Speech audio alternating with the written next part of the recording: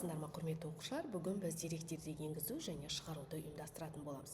Әрине, біз бұған дейін қаншама есептер шығарған кезде деректерді енгізіп шығарып жүрдік. Бүгін біз бірақ ретімен әдемелеп дұрыс шығаруды қарастыратын боламыз. Жалпы деректерді шығаруда бізде print операторын қолданатынымызды білеміз. Осы print операторының ішінде /n, /t, n, септерді қалай қолданамыз? Осыны қарастырамыз. Бірден практикада қарап көрейік. Мысалға, print операторы шығару. Міндетті түрде жақшаның ішіне жазамыз.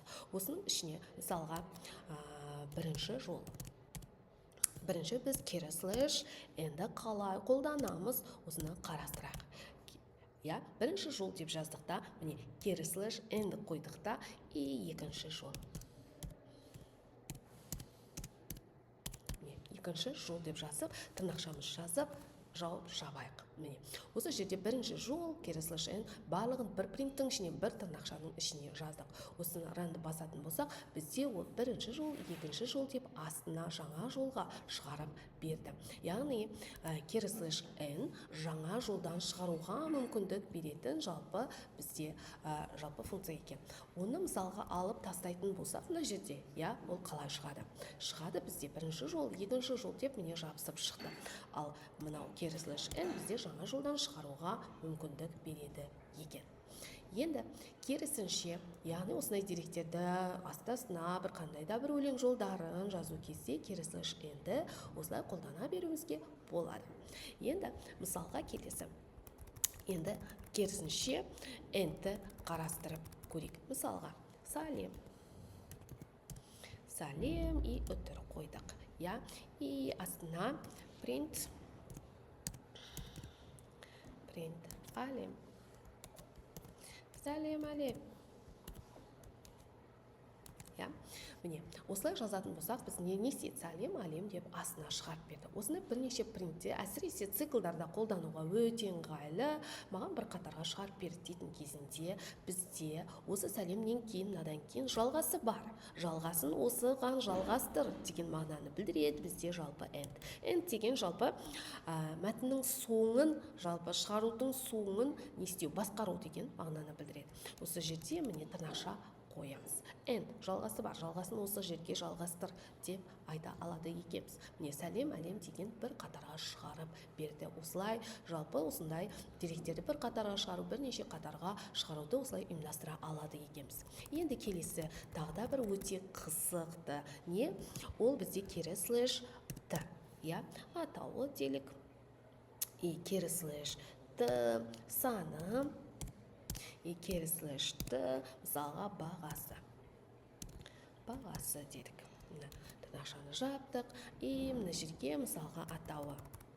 Қалам. Қалам /t бізде мысалға 15 штук. /t мысалға 45 теңгеден делік. Тағы да осыны қайталай қояйық. Немесе осыны копировать ете салайық. Тура осылай шыға берсін жарайды. Көрейік енді. Міне, мына жерде /t табуляция деген мағынаны білдіреді. Ол табуляция, ол жалпы 4 пробелді білдіреді. Әрбір деректердің арасына 4 пробел ретімен дұрыс етіп шығарып бер. Ол бірінші жолдағы табуляцияға қарап, кейінгі жолдарды жалпы соған қарай туралап реттеп береді. Шығарады. Мысалға, табуляцияны жазбай, мысалға, табуляция ол 4 пробел. Осы жерге табуляцияны жазбай, өзіміз 4 пробел жіберетін болсақ, 1, 2, 3, 4. 1, 2, 3, 4. Мына жерде де 1, 2, 3, 4. 1, 2, 3, 4.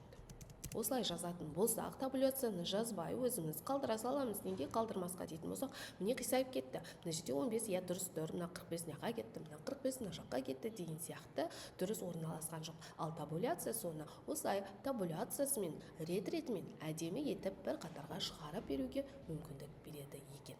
Келесі енді. Келесі бізде separate. Separate деген бөлу деген мағынаны білдіреді. Separate. Ажырату, бөлу деген мағынаны білдіреді екен. Осы separate'ті қалай қолданамыз? Осыны қарастырып көрейік. Міне.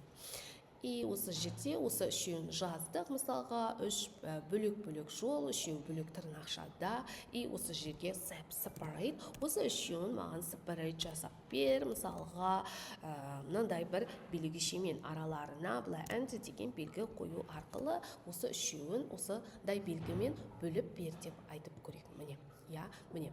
Атауы separate не? Осындай белгішелерді, яғни арасына осындай белгішелерді қойып, осылай бөліп бер деген мағына білдіреді. Бұның ішіне біз кез келген жалпы белгішелерді қоя беруімізге болады. Яғни тырнақшаның ішіне қандай белгіше қоямыз, сол белгіше арқылы бөліп береді. Яғни осындай бірнеше жолдарды осындай бөліктерге бөлу арасына осындай бір бәріне бірдей етіп осындай бір қандай да бір белгішелерді қою үшін біз sep жалпы функциясын қолданады екенбіз. Яғни осылайша біз деректерді өзіміз қалауымызша шығаруға мүмкіндігіміз бар екен. Енді келесі біз деректерді енгізуді қарастырайық. Деректерді енгізу жалпы біз деректерді енгізіп жүрміз.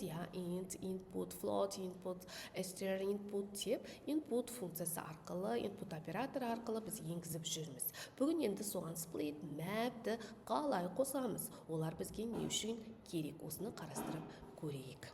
Мысалға, бізде бірнеше айнымалыны енгізу керек. Осындай программа құрып жатырмыз. Бірнеше айнымалыдан тұратын. Осындай 4 айнымалы, кейде болады 7, 8, 10 айнымалға үшін болып кетуі мүмкін. Осындай кезде біз осылай жеке-жеке қатарға жазып шығуға тура келеді. Мысалға, оған мәндер енгізу үшін біз астына енгізетін едік. 4 айнымалға 4 жалпы мән беріп шықтық. Енді осында бірнеше айнымалы кезінде осылай жеке-жеке жазып отырмас үшін біз оны бір қатарда да жазуға мүмкіндігіміз бар екен. Оны жазу үшін бір қатарда осы 4 айнымалыны жазып шығамыз. ABC'ді тең дейміз да map int input точка split. Мына жерде жақша болмайды, үтір болады. Міне, осылайша жазып шығады екенбіз бізде бірнеше айнымалыны енгізу үшін. Жалпы кез келген уақытта бірнеше айнымалыма осылай енгізе береді. Тура осылай жазып енгізе беруімізге болады. Әрине, деректің типіне қарай мына жерде int орнына float, str деп өзгерте береміз. Бірақ бізде осы жерге бір айнымалыны ешқашан енгізе алмаймыз. Кемінде 2 айнымалы болу керек бұл инструкциямен енгізу үшін. Енді бұларды енгізу үшін жаңағыдай астына енгізбейміз, бос орын арқылы бұлай енгізетін боламыз. Әрбір айнымалыға мәнді осылай беретін боламыз. Бұл жерде қалай жұмыс істейді? Split дегеніміз не, map дегеніміз не? Ең бірінші splitті қарастырайық. Split бізде жолды бос орын арқылы бөліп алу, яғни қызметі осындай, жолды бос орын арқылы бөлу. Мысалға, S айнымалысы қандай да бір осындай бізде жолға тең болсын. Осындай бір қандай да бір мәтінге теңделік. Осы жерде print s.split дейтін болсақ, s-ті split жаса, яғни бос орын арқылы бөліп бер дейтін болсақ, ол бос орын арқылы міне бірнеше бөлек етіп бөліп берді. Міне арасында бос орын бар. Егер мына жерге бос орын қоймайтын болсақ, ол оны бөлмейді, өйткені ол жерде бос орын жоқ. Енді тағыда бізде сплиттің үнсіз келісім бойынша ол бос орын арқылы бөледі. Ал егер мына жерге біз бос орын арқылы емес, мынадай арқылы бөл дейтін болсақ, осындай белгі қай жерде бар, сол жерден бөліп таста дейтін болсақ, ол мына жерде мысалға мына жерге сол белгішені қойсақ, қай жерде сол белгіше бар, сол жерді бөлетін болады. Көрейік. Міне, қай жерде мына жерде бар, оны бөлді, мына жерде бар, оны бөліп тастады. Яғни сплиттің ішіне қандай белгіше қоямыз, сол белгіше арқылы бөледі. Мысалы, нүкте арқылы бөл дейтін болсақ, әрбір сөйлемді жеке-жеке бөліктерге бөліп береді. Үтір арқылы бөлетін болсақ, үтір арқылы, сызықша арқылы, жалпы кез келген белгіше арқылы бөле алады екенбіз. Яғни сплит мәтінмен жұмыс істейтін функция, мәтінмен жұмыс істейтін әдіс, ол мына берілген мәтінді бос орын арқылы бөліктерге бөліп береді. Ал map осы мәтінді бөліп бергеннен кейін сол мәтінді санға айналдыратын функция екен. Санға айналдырады осы бөліктерді. Мысалға, біз міне ABCD-ға бос орын арқылы жалпы бердік мәндерді. иә міне бос орын арқылы берсек, осы бос орын арқылы берілген сандарды бөлек-бөлек, яғни аға, б-ға, с-ға, д-ға бөлек-бөлек меншіктеп, жалпы бөліктерге бөліп береді егер. Міне дұрыс шықты. Ал егер міне сплиттің орнына біз сплиттің ішіне жазамыз, мысалға үтір деп жазатын болсақ, біз онда мына мәндерді үтір арқылы беруімізге тура келеді. Я, үтір арқылы берсек, ол үтір арқылы бөліп, яғни а, б, с, д-ға меншіктеп береді, бөлек-бөлек етіп, сан етіп меншіктеп береді екен. Яғни бірнеше деректерді осылай біз жалпы енгізе алады екенбіз. Енді осы жерде осы төртеуінің қосындысын тауып бер дейтін болсақ, а қосылған б қосылған с қосылған д деген сияқты осылай бірнеше жалпы кез келген жалпы программа болатын болса, осылай ары қарай жалғастырып кете бере аламыз. Үтір арқылы енгіземіз дедік, үтір арқылы енгіземіз, сөйтеміз да, я төртеуінің қосындысын міне шығарып берді. Жалпы енгізуді біз осылай ұйымдастырсақ болады екен. Жалпы бүгінгі тақырып түсінікті болса, назарларыңа рахмет. Келесі сабақта кездескенше. Жалпы бірнеше, екі айнымалы кездессе де осы әдісті пен жалпы деректерді енгізіп